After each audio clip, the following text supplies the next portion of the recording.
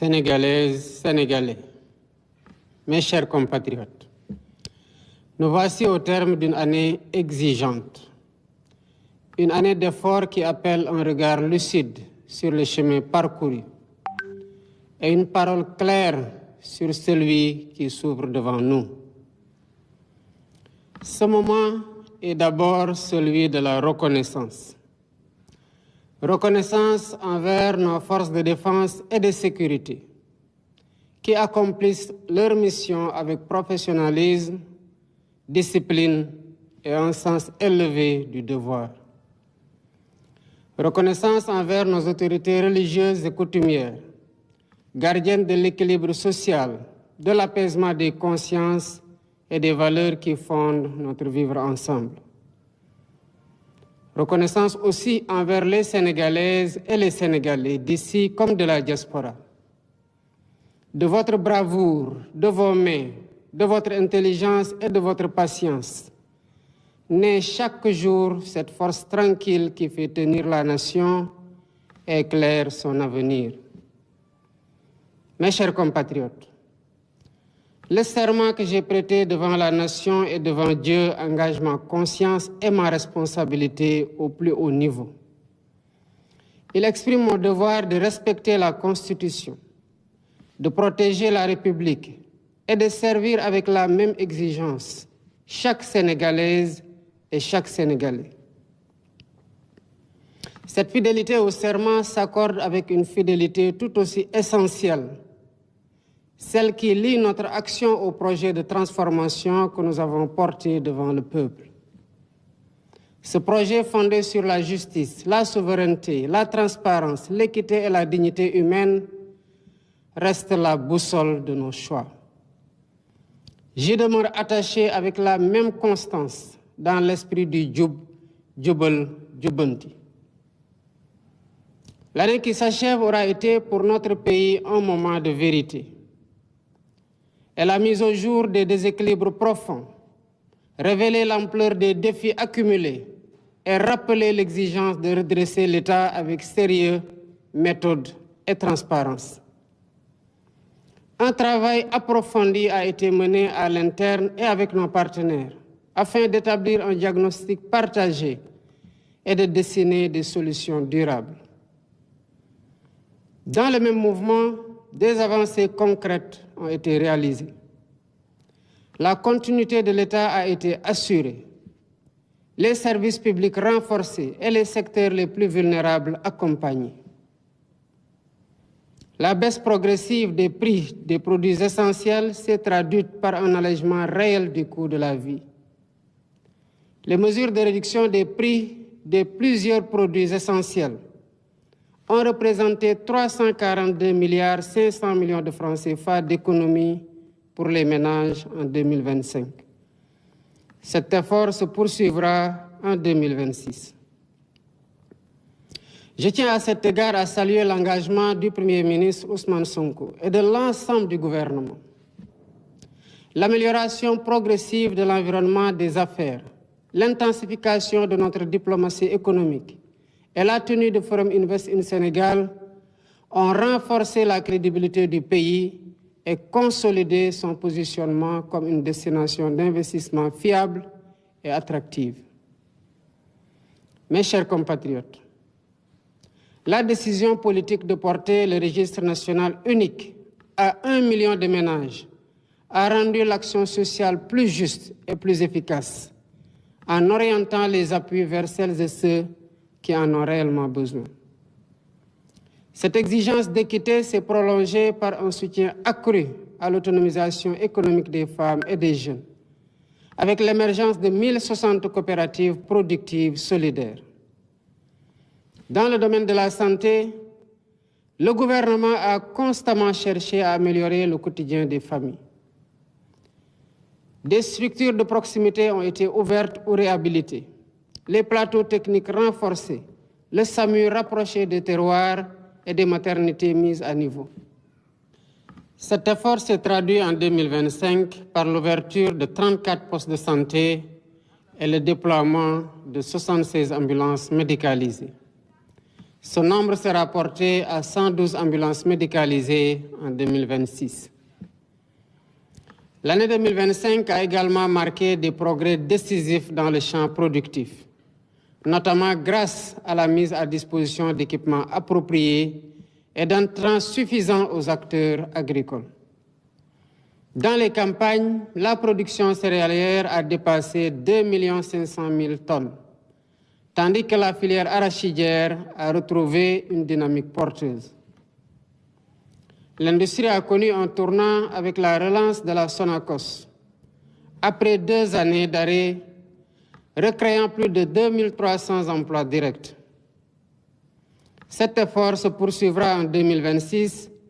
grâce à une dotation de 25 milliards destinée au renouvellement de l'outil de production.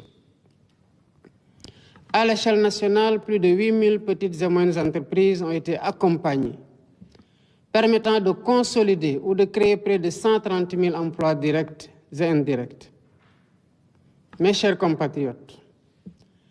préparer l'avenir signifie aussi investir dans la jeunesse et dans le savoir. 2401 salles de classe ont été livrées, accompagnées de 1389 blocs administratifs, 1112 blocs d'hygiène et 92 km de clôture sécurisés. 2000 enseignants ont été recrutés dans les zones prioritaires et plus de 500 enseignants-chercheurs vont rejoindre les universités, les instituts supérieurs d'enseignement professionnel et les écoles supérieures. 8 nouveaux ISEP vont renforcer l'accès à une formation professionnelle supérieure de qualité, tandis que les réformes des curricula, l'intégration des DARA dans l'éducation nationale, la réorientation vers les sciences, les technologies et les formations professionnelles et numériques vont accompagner cette transformation. Enfin, les infrastructures ont continué de transformer la vie quotidienne. Près de 280 km de routes ont été livrés. Plus de 100 km de pistes rurales ont reconnecté 86 localités. Et l'accès à l'eau potable comme à l'électricité s'est élargi, avec 831 799 concitoyens qui ont eu pour la première fois accès à l'électricité. Ces résultats, parmi d'autres, rapprochent les familles, soutiennent l'activité économique et redonnent souffle à des zones longtemps enclavées. Mes chers compatriotes,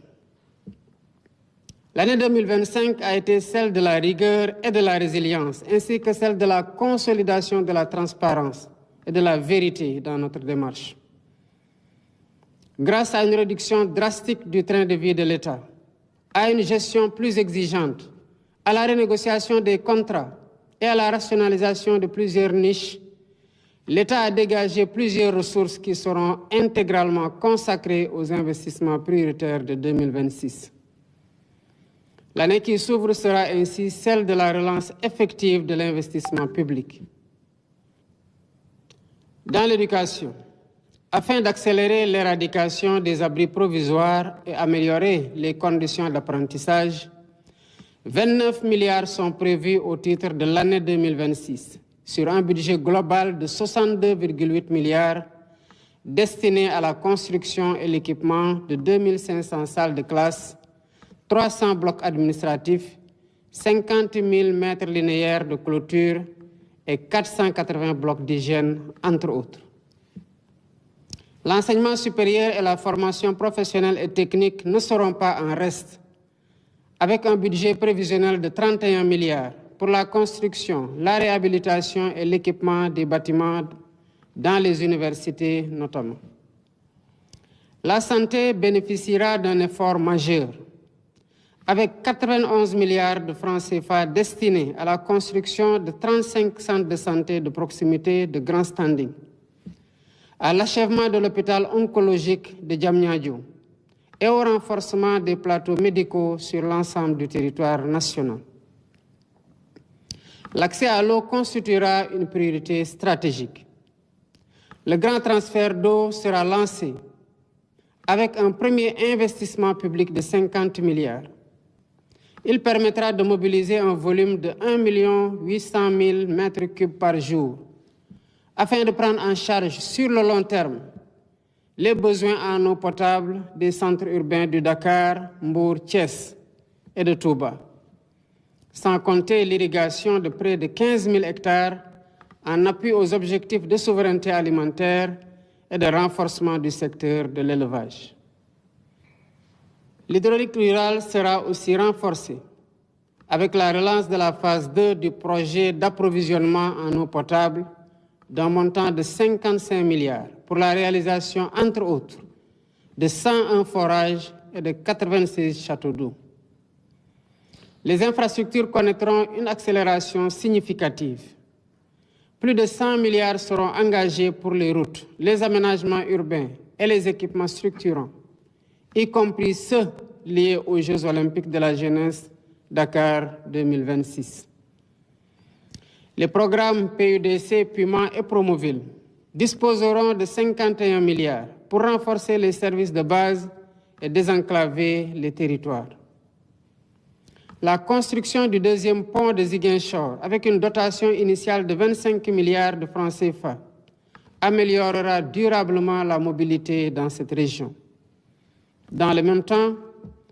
le plan Diomaye pour la Casamance, dont l'impact est déjà significatif, s'étendra progressivement aux autres départements des régions du Sud. Le monde rural bénéficiera d'investissements ciblés, avec 18 milliards dédiés aux coopératives agricoles communautaires et aux premières fermes intégrées, ainsi que plus de 91 milliards pour les agropoles du Sud et du Centre, afin de renforcer la production, la transformation locale et l'emploi. Dans le domaine de l'énergie, l'année 2026 marquera une accélération décisive avec le raccordement prévu de 3 637 localités supplémentaires, représentant 113 654 ménages et environ 1 235 755 personnes. Parallèlement, le Sénégal franchira une étape majeure vers la connectivité universelle, avec le déploiement d'antennes satellitaires permettant à près d'1 million de personnes d'accéder gratuitement à l'Internet en 2026, ouvrant ainsi de nouvelles perspectives pour l'éducation, la santé, l'entrepreneuriat et l'inclusion numérique. Enfin, l'accès au logement sera soutenu par 20 milliards de francs CFA destinés à impulser le programme des 30 000 logements et le programme de rénovation urbaine. Ces choix traduisent une conviction claire. Le Sénégal dispose des ressources, de l'intelligence collective et de la capacité de travail nécessaires pour se relever, se transformer et bâtir son avenir par ses propres efforts, avec sa jeunesse comme moteur et son peuple comme force. Mes chers compatriotes, le Sénégal a choisi de demeurer fidèle à ce qui fonde sa force.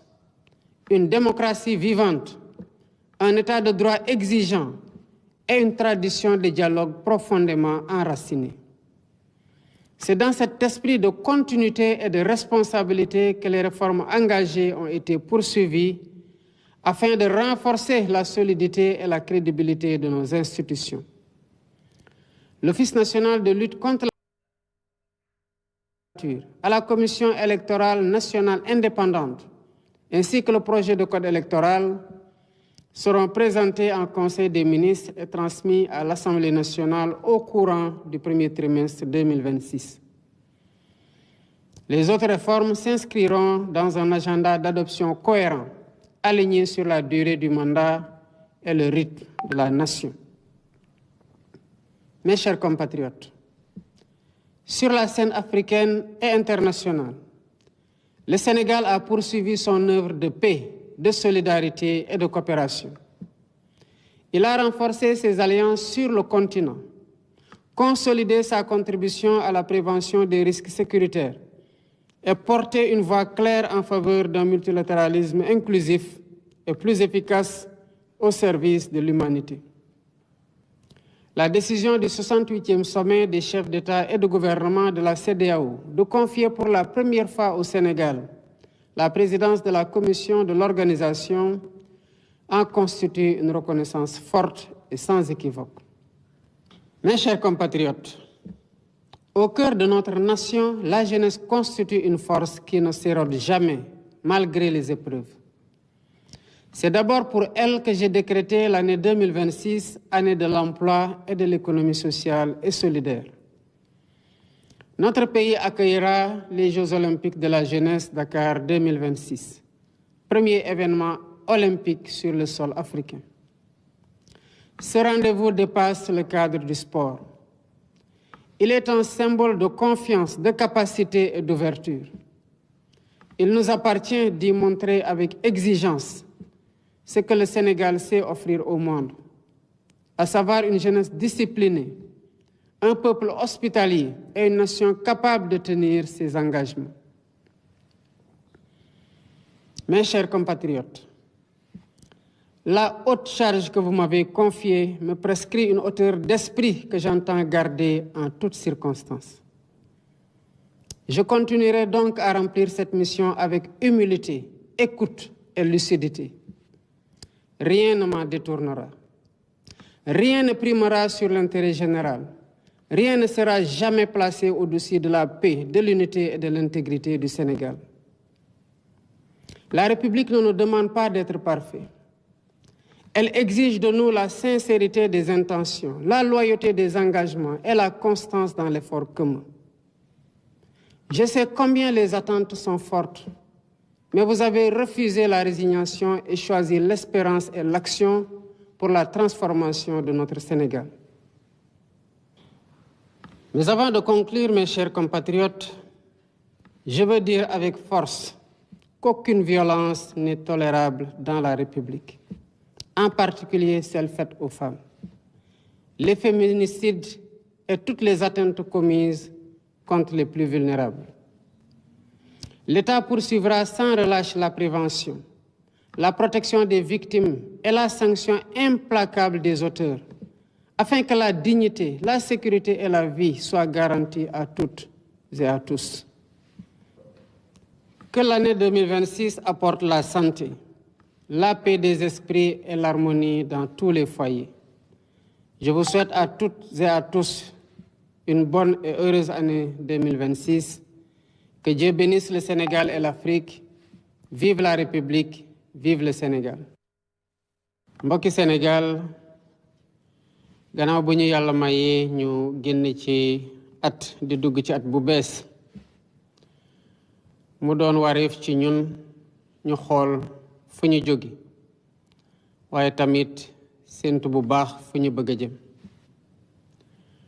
waaye bu ñu jógee ci at yàlla may ñu fekkee waat ko li ñu war mooy sant ko bu baax sant ko sant sénégalais yépp ak sénégalaises yépp sant ñi nga xamante ne ñoo yore kaaraange ki ci biir réew mi ñi nga xamante ne ñoo ñuy sàmm te di ko defee noo xam ne njukkeel rek lañ leen ci ameen sant tamit ci ñi nga xamante ne ñooy kilifa diine ak kilifa aada yi nga xam ne bu fi jàmm amee ak déggoo ak juboo liñ ci liggéey bëri na trop waaye sant tamit sénégalais yi nga xamante ne ñu ngi ci bitim réew bari lool lu ñuy liggéey doon ay jàmbaar xarañ lool seen doole ak seen alal bokk ci tax Sénégal taxaw ba tey sant tamit ñi nga xamante ne dañu tànn Sénégal ngir dund fii ñu dalal leen bu baax te xam ne seen teewaay fii am na fi njëriñ mbokki Sénégal gannaaw biñ ma falee président de la République dama waat seen kanam waat ne dañoo war a respecter ndeyu charte réew mi waaye waat tamit ne dañoo war a sàmm institution yi ak république loolu tax ñu war a jëriñ sénégalais yépp ak boor bu ñu mënti bokk waaye tamit loolu dafa méngoog li nga xamante ne moom la ñu waxoon ak yéen diglante ko yéen dox ko xeex ko muy suñu projet de société ñu di ko doxal lal ko ci coppite ci yoonal ci souveraineté moom sa bopp ak ci yorin gu sell guy respecté ciru doomu aadama yépp mooy suñu jubal ak jubbanti loolu nag ci dëgg rek la mën a am moo tax atub 2024 2025 nekkoon ñaari at yoo xam ne dañ ci def saytu xool fu ñu toll fu ñu jëlee tamit waxtaan ak yéen ci ni ñu fekkee réew mi waxtaan ci waa bitim réew waaye tàmbali tamit liggéey goo xam ne ñëpp ñi nga xamante ne ñu ngi suñu wet ñu ngi ciy teg seen bët ba tax na Sénégal taxaw ak nu mu metti metti ñu nekk sax di wàññi dund gi waaye tamit lépp loo xamante ne dafa war a dox di dox lépp loo xamante ne dañ ci war a jàppale néew gi doole yi ñu taxaw ci loolu ni ma ko doon waxee sànq wàññi nañu lu bari ci loo xamante ne sénégalais yi soxla nañ ko di ko jëfandikoo li ki mel ni ceeb li ki mel ni diwlin li ki mel ni suukar li ci mel ni leneen ak leneen ba sax li ci mujjee muy lii di carburant bi ak électricité bi loolu buñ ko xayma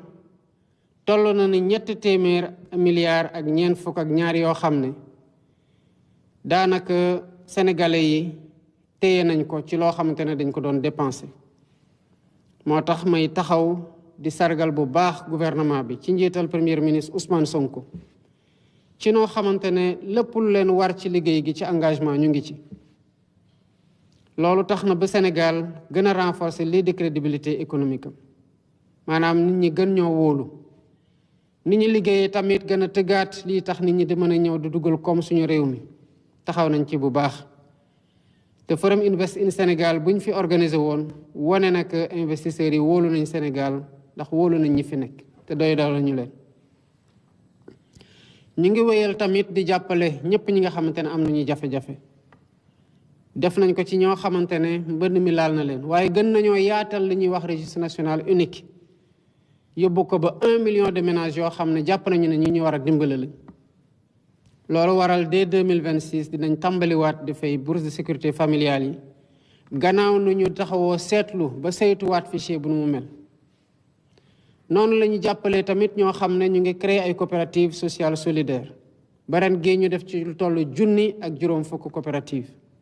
wàllum paj mi lu bari loo xamante ne ci ay structure de santé ubbi nañu ko gën a renforcer plateau technique yi sami bu ñu gën ko jéggale moom ay maternité yu bari yoo xam ne dañ ko gën a ñongal looloo waral bu ubbi nañu lu mat fanweer poste de santé joxe juróom-ñaar fukk ak juróom benn ambulance médicalisée te fas yéene joxe téeméer ak fukk ak ñaari ambulance médicalisée te at yi nga xamante ne ci la ñuy jëm waaye tamit Sénégal taxawul mu ngi continuer di wëyal dynamisme lépp loo xamante ne ay jafe-jafe la ñu ngi koy dox di ko saafara ba tax na ci wàllu mbéy mi daanaka ren gii ñu génn joxe nañoo lu bare ci engrais te joxe ko ci app buñ ko war a joxe ñu ngi tamit di accompagner béykat yi ci leen gën a jox matériel looloo tax campagne bu ñu def ren campagne bu baax la nawet bu baax la ci wàllu céréales waaye tamit ci wàllu gerte loolu moo ñu dimbali ba ñu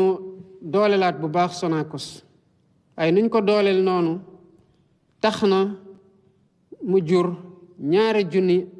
ak 300 liggéeykat yoo xamante ne jël nañu leen noonu la ñuy jàppalee tamit ñi nga xamante ne ñu ngi góorgóorlu te yore ay entreprise yoo xamante ne yemamaay la ba dimbale leen ñu gën a taxaw ñi nga xamante ne ñoo fay liggéey mën a téye liggéey gi ci wàllu éducation ak formation daanaka ubbi nañu daaw lu mat 2,000 salle de classe ak 400 ak benn boole ko nag ak bloc administratif ak bloc d'hygiène yu bare noonu tamit moo tax ñu mën a recruter 2,000 enseignants yoo xam ne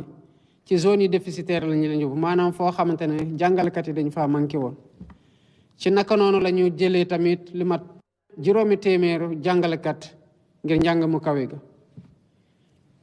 kon ñu ngi continuer di pousse effort yooyu di ubbi ay ISEP yu bees di réforme curriculaire daara yi waaye tamit di dugal lii di science ak technologie ci formation bi lii nga xamante tamit mooy yoon wi ak désenclavement bi maanaam naka la ñuy fexee ba gox-goxaan yi lëkkaloo ba déplacement gën a yomb ci ñëpp daanaka daaw rek livré nañu lu mat 280 kilomètres ak ay piste rurale yoo xamante ne def nañ ko ci lu bare bari ci réew mi. noonu la ñuy jàppale ñu bari tamit ba mënuñu woon jot ci courant gi jot nañu ci. 2026 nag dafay tombeel Sénégal gën a góorgóorlu mën a gën a dugal alal ci biir li nga xamante ne moo koy doxal ba liggéey nañu gën a takk suñu biir ci lu bari loo xamante ne ci budget de fonctionnement la woon gën a wàññi train de vie de l'État gën a waxtaan ak ñoo xamante ne ñoom la ñu signé loon ay contrat waaye tamit dem fekk ji alal joo xamante ne lu ñu waroon jël bu yàgg te jotuñu ci ñu ji ci liggéey waaye lépp dañ ko nar a dugalaat ci lii de investissement prioritaire ci 2026. kon atum 2026 day nekk at goo xam ne dinañ dugalaat alal ci njàng mi ci paj mi ak ci tabax réew mi. looloo waral ci paj mi dinañ ci dugal juróom-ñeent fukk ak benn ci milliards ngir mën a liggéey lii di fanweer ak juróom centre de santé. jeexal tamit hôpital bi nga xamante ne ñu ngi koy tabax ci wàllu cancer ci Diamniadio ak defaraat ay hôpitaux yu bari yoo xamante ne seen matériel dañ ko war a ñongal. ci naka noonu la ñu naral dugalee xaalis yu bari tamit ci lii di ndox mi. grand transfert d'eau bi nga xamante ne dañu war a jëlee ndox Lac de Guiers indi ko ba ci Thiès Dakar Mbour ak Touba fas yéene nañu ci dugal li mat juróom fukki milliards. kon noonu lañ ko nar a continuer. dugal tamit yeneen alal yoo xamante ne ci PUMA bi ci PUDC lépp rek ngir gox-goxaan yi mën a gis seen bopp ci ni Sénégal di doxe fas yéene nañ tamit pont de Ziguinchor dugal ci lu mat 25 milliards ngir tàmbaliku ni ñu nar a wéyalee plan Diomaye pour la Casamance bi nga xamante ne ci tukki gi ma fa amoon nemmeeku gis naa résultat yi nga xamante ne joxe nañu ko. dinañu tamit gën a gunge ñi nga xamante ne ñoo nekk ci dëkku kaw yi fas yéene dugal lu mat fukk ak juróom-ñetti milliards ci lii di coopérative yoo xamante ne commencé nañu ko créer fas yéene tamit dugalaat lu toll ni 91 milliards ci agropole sud ak agropole centre. xam ngeen na agropole yi bu ñu ñëwee dañ ko gën a dooleel lii mel ni agropole sud waroon nekk 57 milliards dañ ko yóbbu ba 109 milliards ba at gii kese 41 milliards dañ ko dugal ci agropole sud nar a dugal 50 milliards ci agropole centre. wàllu dëkkuwaay bi tamit 20 milliards lañ ci waajal ngir tàmbale programme 30 000 logements yi waaye gunge tamit lii di programme de rénovation urbaine bi nga xamante ne ministère bu yore wàll woowu mu ngi koy doxal. kon dinañu continuer liggéey ci lii nga xamante ne mooy électricité lu toll ne 3637 localités maanaam 3 ak juróom benn téeméer ak fanweer ak juróom-ñaar ci ay gox-goxaan am nañoo yéene ci lu ñu programmé 2026 jox leen courant. kon 2025 wane na mën nañoo tàmbale liggéey comme ni ñu ko defee waaye 2026 tamit dina gën a wane que mën nañoo gën a sori. loolu moo waral ba connectivité universelle maanaam fu nit taxaw ci biir Sénégal mën fa connecté wu ci nu mu normale fas yéene nañ ko matal ci 2026. ba lii di million doomu aadama ci biir réew mi am nañu yéene jox leen connexion ci lu ñu dul fay dara. Sénégal tamit mu ngi wéyal di nekk démocratie buñ ko xamee loolu ànd ak réforme ànd tamit ak état de droit bu exigeant waaye tamit lépp ñu ko defee ci waxtaan joo xamante ne at gu ne ñu amale ko. Office national de lutte contre la corruption maanaam luy xeex wàllum ger gi installé nañu ko awale ko ci appel à candidature bu ñëpp mën a bokk. buñ ci paree ñu tànn ñi nga xamante ne ñoom lañ jàpp ne ñoo gën a xarañ ñoo gën a mën a yelloo pour def liggéey bi lal ko ci seen xam-xam ci seen njub ak ci seen mérite. ñii di comité yi nga xamante ne la ñu defoon ci gannaaw bu ñu defee assise de la justice ak assise sur le système politique pare nañu seen liggéey ba jébal ko. kon ci ñetti weer yu njëkk ci année 2026 dinañu adopté texte bii de révision constitution lii di samp cour constitutionnelle révision conseil supérieur de la magistrature commission électorale nationale indépendante ak code électoral bi nga xamante ne fas yéene nañ ko jébal assemblée nationale pour ñoom ñu mën kaa voter. ci wàllub diplomatie Sénégal mu ngi wéyal mbaaxam maanaam dox ci jàmm gën a xaritoog ak dëkk yu bari waaye tamit jël waxtaan jiital ko ci lépp loo xamante ne moom la ñu nekk di jëflanteel ak yeneen réew yi. loolu nag jur na kóolute goo xam ne tax na ci njëlbeen ci bi Sénégal moomee boppam ba tey ak bi CEDEAO existé ñu jël commission CEDEAO jox ko Sénégal pour mu présider ko 2026 pour la première fois. kon muy reconnaissance ak crédibilité wu diplomatie sénégalaise ñuy di jaajëfal diplomate yépp ci biir Sénégal ak ci bitim réew. 2026 dama ko wax mooy année boo xamante ne atum ndaw yi la waaye at la tamit goo xam ne lépp luy économie sociale ak solidaire maanaam naka la ñuy jàppalante ak ñi néew ji doole yi gën leen dooleel organiser leen ba pare financer leen at gii atub loolu la war a nekk. looloo waral ba commencé nañ créer ay coopératives yu bari am ci objectif fu 10 000 coopératives fii ak 2029 waaye déjà am nañu 1060 coopératives yoo xam ne créé nañ ko te fas yéene ko wéyal ak yenn structure ci biir réew mi. yàlla def nag muy at goo xam ne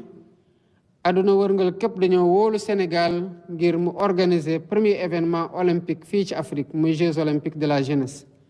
muy wone kóolute gu ñu am ci suñu Sénégal waaye tamit kóolute gu ñu am ci capacité am wone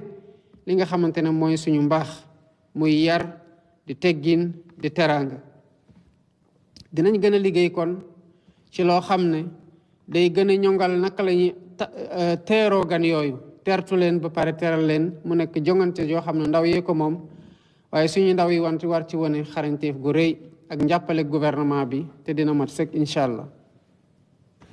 mbokki Sénégal kilifteef bi ngeen ma dénk dafa laaj ci man may jëlale lu bari di bàyyi xel lu bari rawatina nag lépp loo xamante ne luy sàmm jàmm gi la ci biir réew mi. kon loolu ngeen ma dénk dinaa ko wéyal di ko doxal ànd ceeg déglu waaye ànd ceeg xel dara duma ci jële duma mos a jël lenn féetale ko ci loo xamante ne moo war a féete ñëpp ci kaw muy Sénégal duma jël lenn féetale ko ci kaw jàmm ji ci biir Sénégal wala jubóo gi ci biir Sénégal waaye lépp luy sàmm Sénégal di fi andi dal. mbokki Sénégal kilifteef bi ngeen ñu dénk day laaj ci ñun yéene gu rafet gu sell sàmmanteeg li nga xamante ne digle nañu ko ba pare di liggéey ngir jëmal loolu. mbokki Sénégal xam naa ne yaakaar gi bari na te rëy na muy responsabilité gu mag ci man mii ak ci ñi ma àndal waaye gis naa yéen tamit donte mbir mi metti woon na ci bu ñuy door xaddiwu leen bàyyiwu leen yéen ñëpp a takk seen ndigg booloo ci gouvernement bi jàppale ko ngir lépp jëm ci kanam. loolu tax na lu ñu metti ñu war kaa muñ lu xew ñu war koo xool waaye ànd ci xel ak déglu rawatina kilifa yi nga xamante ne ñu ngi ñuy woo di waxtaan ak ñun ci lu bari. kon maa ngi dalalaat seen xel bu baax a baax a baax ci jàmm gi ci biir Sénégal mooy sama yiite te ci lay xëy ci lay gontu. balaa may jeexal mbokk Sénégal mu bëggoon taxaw ci lenn loo xamante ne lu ñaawlu la te dara mënu koo layal ci biir Sénégal muy nii ñuy sonnalee ñi néew gi doole gi rawatina jigéen ñi. ci fan yi ñu génn ñu gis ci ñoo xamante ne sànku nañu ci ñu boom leen waaye ma bëgg dalal xelu ñépp ne nguur gi dina am taxawaay gi war ngir fagaru loolu waaye tamit ngir gën a aar ñi nga xamante ne ñoom lay dal waaye tamit teg daan ñi nga xamante ne ñoo koy def ngir gën a sàmm àq ak yelleefu ñépp garantir leen ñépp sécurité. yàlla na at gii nga xamante ne ñu ngi ciy dugg andi wér gu yaram ak jàmm ci xol yi ak ci xel yi ci biir dëkkuwaay yépp. maa ngi leen di ñaanal atum jàmm di ko ñaanal Sénégal di ko ñaanal Afrique bi yépp waaye di ko ñaan tamit ngir àdduna déwéniti